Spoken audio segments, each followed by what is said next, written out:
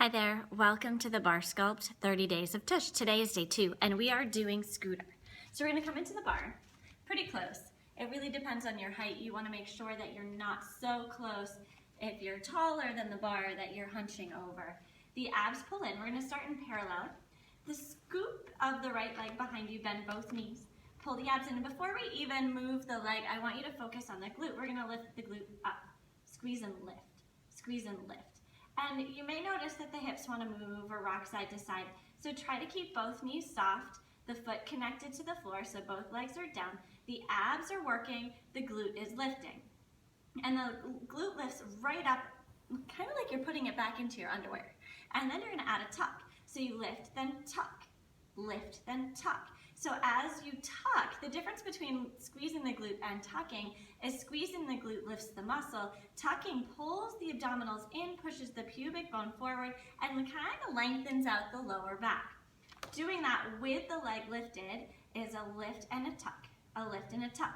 Now some of you may feel automatically your hamstring engaged, and you can give a little shake if it's too much.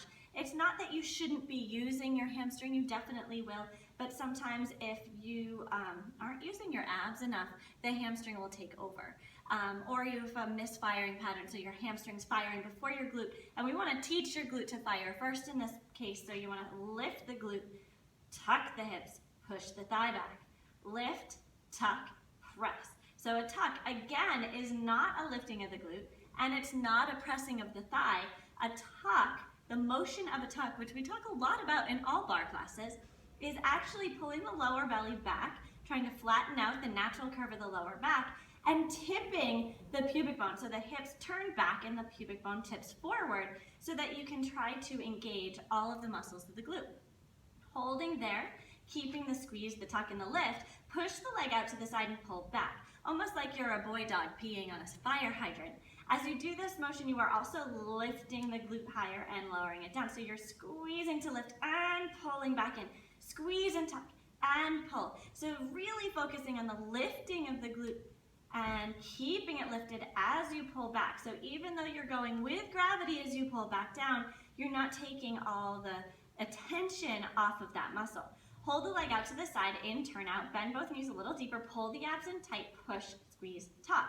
So it doesn't matter in what order you do those 3 motions.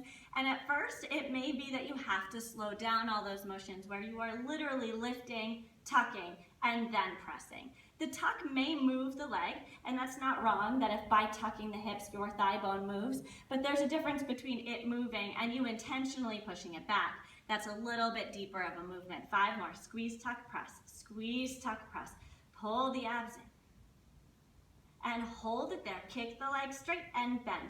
As you kick in the leg all the way straight, keeping the thigh bone in place, the thigh being behind your right thigh, your working thigh, being behind your supporting one so that you know you're activating the glute. And as the leg lengthens, you're adding more weight. It's going to be a little bit more challenging for your lower back not to want to take over and stick your tail out. So you have to pull the abs in tighter and squeeze the butt harder as you lengthen the leg. 5 more. Push back, squeeze, lift the glute, or the boot. The boot is word, right? I can say boot. Hold the leg there and keep the leg straight and a little lift up and back to the back corner of the room. Abs stay tight, shoulders stay open. 8, 7, 6, keep breathing. 4, 3, 2, to end. You can push the leg back, maybe lift up on the supporting heel and lean backwards. If you're on a kitchen counter, you may not want to do this portion. 4, keep pushing back. 3, 2, and release. Shake it out. In order to do the other side, just replay the video, repeating on your next leg. Thank you so much for joining us.